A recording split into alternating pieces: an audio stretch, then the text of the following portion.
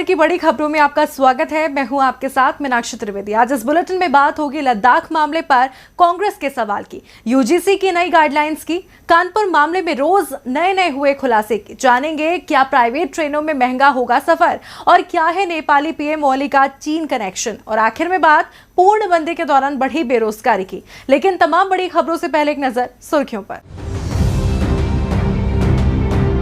जीतन राम मांझी ने एक बार फिर दी आरजेडी को नई तारीख। 10 जुलाई तक महागठबंधन में बने समन्वय समिति, नहीं तो हम के रास्ते महागठबंधन से हो सकते हैं अलग। राजस्थान में तकनीकी शिक्षा की परीक्षाएं भी निरस्त, बिना परीक्षा दिए ही प्रमोट होंगे छात्र, शिक्षा विभाग ने जारी किया आदेश। हरियाणा में मनोहर कैबिनेट के अहम फैसले, आईएएस की तर्ज पर होगा एचसीएस का पेपर। प्रदेश की इंडस्ट्री में 75% नौकरी हरियाणा के लोगों को देनी होगी, सरकार जल्द बनाएगी एक्ट। कानपुर मामले को लेकर कांग्रेस महासचिव प्रियंका गांधी ने सरकार पर कसा तंज, कहा योगी सरकार से नहीं संभल रहा प्रदेश, 3 सालों में प्रदेश के हालात हुए खराब। आज हफ्ते के दूसरे कारोबारी दिन शेयर बाजार तेजी के साथ हुआ बंद। सेंसेक्स 187 अंक की तेजी के साथ 36,674 पर हुआ बंद। वहीं निफ्टी 36 अंक बढ़कर 10,800 पर हुआ बंद। सुर्खियों के बाद अब बात करेंगे आज की सबसे बड़ी खबर की। लद्दाख में चीन की हिमाकत के बाद देश की सियासत में बखेड़ा खड़ा हो गया था। विपक्ष सरकार से स्थिति साफ करने की मांग कर रहा था, जिसके बाद हाल ही में हुई सर्वदलीय बैठक में पीएम मोदी ने कहा कि कोई हमारी धरती पर दाखिल नहीं हुआ। लेकिन अब कहा जा रहा है कि चीन के जवान पीछे की ओर लौट रहे हैं। दोनों बयान पर विपक्ष तल्ख होता जा रहा है। तो आज इसी मुद्दे पर चर्चा के लिए हमारे साथ मौजूद हैं राजीव जी। राजीव जी, आपका स्वागत है। धन्यवाद मीनाक्षी। राजीव जी, भारत सरकार बार बार कह रही है कि चीन ने हमारी जमीन पर कब्जा नहीं किया है। अगर ऐसा है तो चीन 1.5 से 2 किलोमीटर पीछे क्यों हट रहा है? अब वो जमीन पर दाखिल हुआ ही नहीं तो अब पीछे कहां से हट रहा है? इस पूरे मामले को आप कैसे देखते हैं? देखिए मीनाक्षी, जब आपके बयानों में विरोधाभास देखने मिले तो यह समझ में आता है कि कहीं कुछ गड़बड़ है। या तो आप बातों को दबाकर छिपाकर रखना चाहते हैं या अपनी कमजोरी जाहिर नहीं होने देना चाहते हैं। फिलहाल चीन के साथ उपजे तनाव पर मोदी सरकार की स्थिति कुछ ऐसी ही दिख रही है, क्योंकि मई से लेकर जुलाई आ गया, लेकिन लद्दाख में अपनी सीमा को लेकर सरकार देशवासियों को आश्वस्त नहीं कर पाई है कि वहां सब कुछ ठीक है। सैनिकों की दिन रात गश्त, सैन्य अधिकारियों की वार्ताओं का दौर, रक्षा मंत्री, विदेश मंत्री, सीडीएस, इन सब की बैठकों के बावजूद जून में हमारे 20 सैनिक, आखिर उनको अपनी जान क्यों गंवानी पड़ी? और सरकार ने तब भी दावा किया था कि हमारी जमीन पर चीनी सैनिक नहीं आए, लेकिन फिर हमारे इतने सैनिक कहां और किस तरह से अपनी जान गंवा बैठे, इस बारे में सरकार से कोई जवाब देते नहीं बना। अब भी सरकार ने कहा है कि चीनी सैनिक पीछे हट रहे हैं, तो सवाल यह उठता है मीनाक्षी कि कहां से पीछे हट रहे हैं, क्योंकि सरकार के मुताबिक तो वे हमारी जमीन पर आए ही नहीं थे। अगर चीनी सैनिक अपनी ही जमीन से पीछे हट रहे हैं तो भारत को इससे क्या लाभ होगा, क्या फायदा होगा? सवाल यह भी है कि सरकार के दबाव के कारण चीनी सैनिक पीछे अगर हट रहे हैं या उस एरिया में जो कहा जा रहा है कि जलस्तर जो है, वहां पानी का स्तर जो है वो बढ़ रहा है, उसके कारण उन्हें अपने शिविर को थोड़ा पीछे शिफ्ट करना पड़ रहा है, तो फिर रक्षा मामलों के जानकार जो कह रहे हैं उस पर कितना भरोसा किया जाए? क्योंकि रक्षा मामलों के जानकार कह रहे हैं कि चीन पर एकदम से भरोसा करना नहीं चाहिए। फिर सरकार किस बुनियाद पर चीन पर भरोसा कर रही है? चीन की ओर से जो बयान सामने आ रहे हैं मीनाक्षी, उससे तो ऐसा लगता है कि चीन शांति की पहल का पूरा श्रेय जो है वो खुद ले रहा है और भारत से भी यही उम्मीद कर रहा है। यानी चीन भारत पर तनाव बढ़ाने का इल्जाम लगा रहा है। क्या भारत सरकार इस बात का कोई जवाब देगी और क्या ये बताएगी कि उस एरिया में अपनी संप्रभुता वो किस तरह, यानी भारत अपनी संप्रभुता किस तरह लद्दाख के एरिया में बनाए रखेगी और बचाए रखेगी? चीन से सामना हंसी खेल तो है नहीं मीनाक्षी। पहले के अनुभव यही बताते हैं कि हमें कितनी सावधानी रखनी होगी। लेकिन फिलहाल सरकार चीन को जवाब देने की जगह अपने राजनीतिक विरोधियों से हिसाब किताब को प्राथमिकता दे रही है और इसका खामियाजा कहीं देश को न भुगतना पड़े। बहुत बहुत धन्यवाद राजीव जी तमाम जानकारी के लिए। बढ़ते हैं अगली खबर की ओर। कानपुर मामले में रोज नए खुलासे हो रहे हैं। 100 घंटे से ज्यादा का समय निकल चुका है, लेकिन विकास कहां है इसका पता नहीं लग पा रहा है। विकास तो नहीं मिला, लेकिन शहीद सीओ ने थाना प्रभारी के खिलाफ एसएसपी को जो चिट्ठी लिखी थी वो जरूर गायब हो गई है। ऐसे में पुलिस जांच ही सवालों के घेरे में आ गई है। इस बीच आज एक ऑडियो क्लिप ने पुलिस की मुसीबत और बढ़ा दी। ऐसे में पुलिस की पकड़ में कैसे आएगा विकास, देखिए हमारी ये रिपोर्ट। कानपुर मामले के आरोपी विकास दुबे की पुलिस को तलाश है। पुलिस हर एक पहलुओं को ध्यान में रखकर जांच कर रही है। अब पुलिस विकास के करीबियों और पड़ोसियों से भी पूछताछ कर रही है। इस पूरे मामले में पुलिस ने विकास दुबे की बहू और नौकरानी समेत 3 लोगों को गिरफ्तार कर लिया है। मंगलवार को पुलिस विभाग ने इसकी जानकारी दी। इस बीच पूरे प्रदेश में विकास दुबे के पोस्टर जगह जगह चस्पा कर दिए गए हैं। लेकिन एक सवाल सभी के जहन में है कि आखिर पुलिस विकास दुबे को कब गिरफ्तार कर पाएगी। कहीं ऐसा तो नहीं है कि पुलिस महकमा ही उसका मददगार बना हुआ, क्योंकि जिस तरह से चिट्ठी का जिक्र और उसके बाद चिट्ठी का गायब हो जाना ये दर्शाता है कि पुलिस महकमे में किस तरह का खेल चल रहा। उसके बाद कॉल रिकॉर्डिंग का सामने आना, जिसमें शहीद सीओ देवेंद्र मिश्रा एसएसपी से एसएचओ विनय तिवारी की शिकायत कर रहे हैं और एसएसपी विनय तिवारी को कॉन्फ्रेंस पर लेकर सही से काम करने की नसीहत दे रहे हैं। उस कॉल रिकॉर्डिंग से साफ पता चल रहा है कि किस तरह से विनय तिवारी मनमानी कर रहे थे। इसी बीच उत्तर प्रदेश पुलिस के ADG law and order Prashant Kumar ने कहा कि जब तक विकास दुबे को ढूंढ नहीं लेंगे तब तक हम चुप नहीं बैठेंगे। साथ ही उन्होंने वायरल हो रही चिट्ठी और कॉल रिकॉर्डिंग के बारे में कहा कि डीजीपी ने इस मामले की जांच के लिए आईजी लेवल के अधिकारी को भेजा है। जांच में सच्चाई सामने आ जाएगी। फिलहाल पुलिस के हाथ अभी खाली हैं। अब देखना ये होगा कि विकास दुबे कब गिरफ्तार होता है और पुलिस कब अपने घर के भेदियों पर कार्रवाई करती है। विकास दुबे के फरार होने के बाद से पुलिस प्रशासन की नींद उड़ी हुई है। ऐसे में विकास कब पकड़ा जाता है और कब पुलिस महकमा राहत की सांस लेता है, ये तो वक्त बताएगा। लेकिन आज देश भर में विश्वविद्यालयों के छात्रों ने राहत की सांस जरूर ली है। दरअसल देश भर में ग्रेजुएट और पोस्ट ग्रेजुएट के फाइनल ईयर की परीक्षाओं को लेकर जो संशय बना हुआ था, आखिरकार वो आज खत्म हो गया। यूनिवर्सिटी ग्रांट्स कमीशन यानी यूजीसी ने परीक्षाएं रद्द न करने का फैसला लिया है।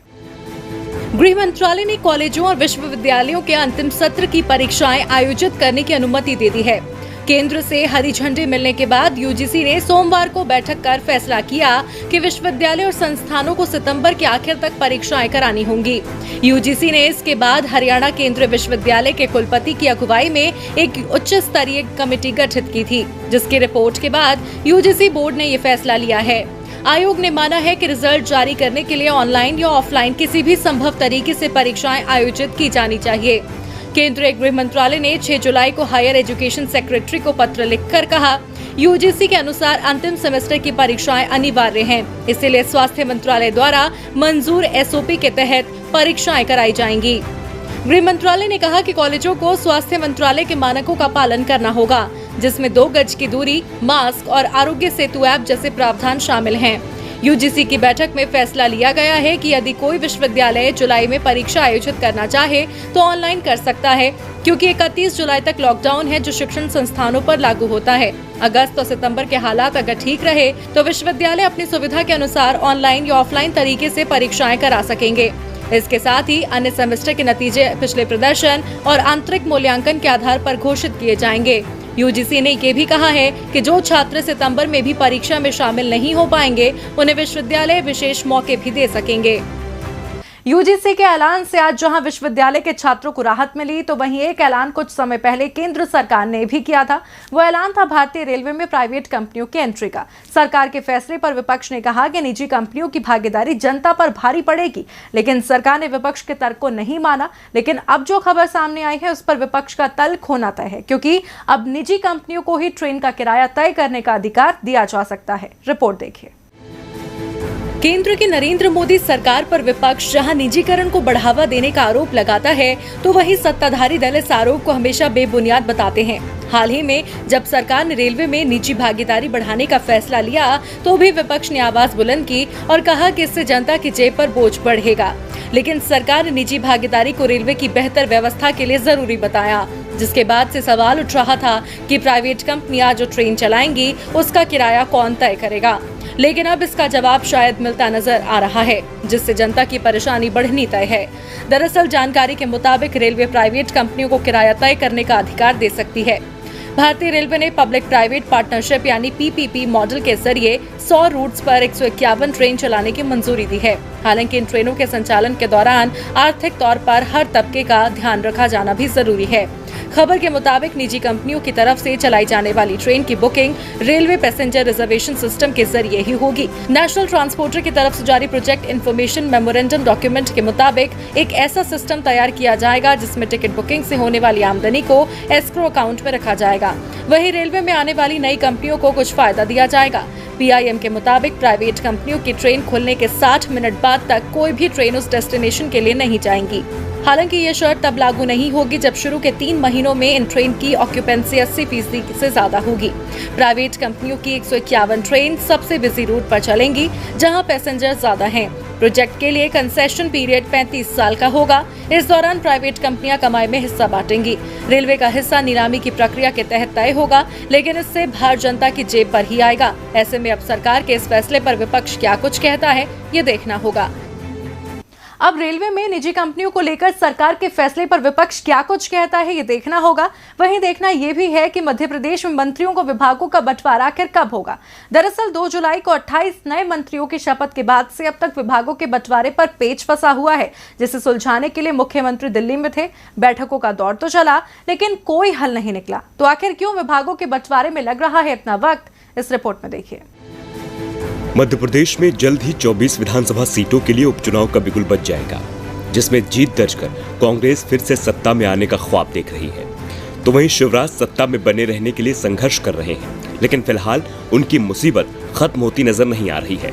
जी हां, शिवराज सिंह चौहान को 2 जुलाई को अपनी नई टीम मिली, जिसमें 28 नेताओं को मंत्री पद की शपथ दिलाई गई। लेकिन कैबिनेट विस्तार के करीब 5 दिन बीत जाने के बाद भी विभागों के बंटवारे की गुत्थी नहीं सुलझ सकी। विभाग आवंटन को लेकर फंसे पेच को सुलझाने के लिए दिल्ली में 2 दिन से मंथन चल रहा है। सूबे के मुखिया शिवराज सिंह चौहान ने सोमवार को लगातार दूसरे दिन पार्टी के वरिष्ठ नेताओं के साथ बैठक की, लेकिन कोई फैसला नहीं हो सका। सूत्रों के मुताबिक मंत्रिमंडल विस्तार का मामला जिस तरह से केंद्रीय नेतृत्व के दखल के बाद सुलझा था, उसी तरह मंत्रियों के बीच विभाग के बंटवारे के मुद्दे को सुलझाने पर काम हो रहा है। शिवराज और कांग्रेस से बीजेपी में शामिल हुए ज्योतिरादित्य सिंधिया के बीच इस मामले में भोपाल में शुरुआती चर्चा हुई थी। इसके बाद मुख्यमंत्री रविवार को दिल्ली पहुंचे और उन्होंने केंद्रीय गृह मंत्री अमित शाह, बीजेपी अध्यक्ष जेपी नड्डा, संगठन महामंत्री बीएल संतोष, ज्योतिरादित्य सिंधिया सहित अन्य वरिष्ठ नेताओं से चर्चा की। बताया जा रहा है कि बीजेपी के वरिष्ठ मंत्रियों और सिंधिया समर्थक कुछ मंत्रियों को बड़े विभाग देने को लेकर खींचतान है। मुख्यमंत्री वरिष्ठ मंत्रियों को उनके कद और अनुभव के हिसाब से विभाग देना चाहते हैं, जबकि सिंधिया समर्थक मंत्री वजनदार विभाग चाहते हैं। वो किसी भी सूरत में कमलनाथ सरकार में सिंधिया समर्थक मंत्रियों के पास जो विभाग थे, उनसे कमतर पर सहमत नहीं है।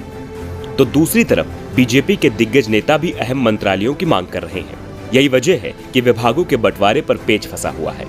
इसके अलावा पार्टी के लिए सबसे बड़ी मुसीबत है जल्द होने वाले उपचुनाव, जिसमें ना तो बीजेपी सिंधिया को नाराज करना चाहती है और ना ही अपने दिग्गज नेताओं को।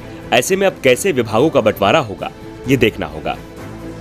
अब बीजेपी आलाकमान विभागों के बंटवारे में मची खींचतान को खत्म कैसे करता है और शिवराज की परेशानी कैसे दूर होती है, ये तो वक्त बताएगा। लेकिन इस वक्त परेशानी में तो नेपाल के प्रधानमंत्री केपी शर्मा ओली भी हैं, जिनकी कुर्सी पर आया संकट अभी भी खत्म नहीं हुआ है। इसी बीच अब ओली को चीन का समर्थन भी मिल रहा है। ओली की कुर्सी पर आए संकट के समय चीनी राजदूत की सक्रियता ने इन आरोपों को और मजबूत किया कि चीन के इशारों पर नेपाल भारत को आंख दिखा रहा है। तो क्या है ओली का चीन कनेक्शन और ओली की कुर्सी क्यों बचाना चाहता है चीन, देखिए इस रिपोर्ट में। नेपाल में पीएम केपी ओली का विरोध बढ़ता जा रहा है। पार्टी के अंदर इस्तीफे की मांग जोर पकड़ने लगी है। केपी ओली भी हर वो हथकंडा अपना रहे हैं जिससे उनकी कुर्सी बची रहे, और इस बीच नेपाल के पीएम को चीन का समर्थन भी मिल गया है। चीन नहीं चाहता कि भारत और नेपाल के बीच रिश्ता सौहार्दपूर्ण बना रहे। नेपाल ने चीन के इशारे पर देश का नया नक्शा जारी किया, जिससे भारत और नेपाल के रिश्ते तल्ख हो गए। ओली इसके बाद भी लगातार भारत विरोधी फैसले करते रहे, लेकिन सरकार बाकी के सभी मोर्चे पर नाकाम साबित हुई, जिससे नेपाल में ओली का विरोध शुरू हो गया है और उन पर कई गलत फैसले लेने का आरोप लग रहा है। सबसे ज्यादा विरोध तो पार्टी के अंदर से ही उठ रहा है। ऐसे में जब विरोध के स्वर तेज होने लगे तो चीन मदद के लिए आगे आ गया है। चीन की पूरी कोशिश है कि ओली सरकार को सुरक्षित रखा जाए। नेपाल में चीन की राजदूत हो यांकी ने ओली सरकार से नाराज नेपाल कम्युनिस्ट पार्टी के नेताओं से मुलाकात की है। इस मुलाकात के जरिए समझौता कराकर ओली सरकार को बचाने की कोशिश की जा रही है। इसी बीच नेपाल में चीनी राजदूत के मुलाकात के तौर तरीके को लेकर काफी आलोचना हो रही है। नेपाल के राष्ट्रपति विद्या भंडारी से मिलने के लिए चीनी राजदूत ने नेपाल के विदेश मंत्रालय तक को किनारे कर दिया। प्रोटोकॉल को तोड़कर मनमानी करते हुए चीनी राजदूत हो यांकी नेपाल के राष्ट्रपति से मिली। मौजूदा विवाद में नेपाल के राष्ट्रपति को चीनी राजदूत ने घसीट लिया, जिसके बाद नेपाल के सरकारी तंत्र और राष्ट्रपति ऑफिस ने भी चीनी राजदूत की हरकत पर एतराज जताया है। आपको बता दें, नेपाल के पूर्व पीएम पुष्प कमल दहल प्रचंड भी लगातार ओली के इस्तीफे के लिए दबाव बना रहे हैं। इस दौरान ओली ने प्रचंड से भी मुलाकात करके रास्ता निकालने की कोशिश की, लेकिन पार्टी के बड़े नेताओं ने खुलकर ओली से कुर्सी छोड़ने के लिए कहा है। माना जा रहा है कि चीन इस मामले में दखल देकर ओली सरकार को बचाने की जुगत में है। और बुलेटिन के आखिर में बात पूर्णबंदी के दौरान बढ़ी बेरोजगारी की। केंद्र की नरेंद्र मोदी सरकार ने मार्च के आखिर में पूर्णबंदी का ऐलान किया ताकि देश को स्वास्थ्य मुसीबत से उबारा जा सके, लेकिन इस पूर्णबंदी में आर्थिक हालात खराब होते चले गए। कामकाज ठप होने से जहां कई कंपनियां बंद हो गई, तो वहीं करोड़ों लोग बेरोजगार हो गए। अब भले ही अनलॉक मोड में हालात सुधरने का दावा किया जा रहा हो, लेकिन CMIE की रिपोर्ट बताती है कि हालात अब भी बेहतर नहीं है। देश में स्वास्थ्य मुसीबत को फैलने से रोकने के लिए लागू की गई पूर्णबंदी की वजह से देश भर में 12 करोड़ से ज्यादा लोगों की नौकरियां चली गईं। हालांकि कहा जा रहा है पूर्णबंदी में ढील मिलते ही और फिर से काम पटरी पर लौटते ही हालात सुधर रहे हैं। Centre for monitoring Indian economy यानी CMIE के डेटा के मुताबिक मई में 2 करोड़ से ज्यादा और जून में 7 करोड़ नौकरियां आई हैं। इस हिसाब से अप्रैल में पूर्णबंदी के कारण जो 12 करोड़ 20 लाख नौकरियां गई थीं, उनमें से 9 करोड़ 10 लाख नौकरियां दोबारा आ गई हैं। हालांकि देश में अभी भी 2019-20 की तुलना में कम नौकरियां हैं। आंकड़ों के मुताबिक 2019-20 में देश में 40 करोड़ 40 लाख नौकरियां थीं, जबकि जून 2020 में 37 करोड़ 40 लाख नौकरियां हैं। यानी पिछले साल तक जितने लोगों के पास नौकरियां थीं, उनमें से 7.4% लोगों के पास अभी रोजगार नहीं है। वहीं CMIE के डेटा के मुताबिक जून 2020 में जो 7 करोड़ नौकरियां आई हैं, उनमें से 4 करोड़ 44 लाख नौकरियां डेली वेजर्स को मिली हैं, यानी ऐसे लोग जिनकी कमाई रोज होती है। इसमें छोटे दुकानदार और दिहाड़ी मजदूर आते हैं, लेकिन सैलरीड क्लास लोगों की नौकरियां अभी भी नहीं लौटी हैं। 2019-20 में देश भर में 8 करोड़ 60 लाख लोग ऐसे रोजगार में थे जिन्हें हर महीने सैलरी मिलती थी, लेकिन मई 2020 में इनकी संख्या घटकर 7 करोड़ से भी कम हो गई है। अप्रैल में 1 करोड़ 77 लाख और मई में 1 करोड़ 78 लाख नौकरियां सैलरीड क्लास के लोगों की ही गयी, यानी कुल मिलाकर 3.5 करोड़ से ज्यादा नौकरियां सिर्फ अप्रैल और मई में ही चली गईं। लेकिन परेशानी ये भी है कि जिन लोगों की नौकरियां गईं, उनमें से सिर्फ 39 लाख लोगों की नौकरियां ही जून में आईं। ऐसा इसीलिए भी क्योंकि सैलरीड क्लास को दोबारा नई नौकरी मिलने में परेशानी भी आती है। ऐसे में इनकी परेशानी कब और कैसे दूर होगी, सरकार रोजगार के अवसर बढ़ाने के लिए क्या कदम उठाएगी, इस पर सभी की नजरें टिकी हैं। फिलहाल दिन भर की बड़ी खबरों में इतना ही।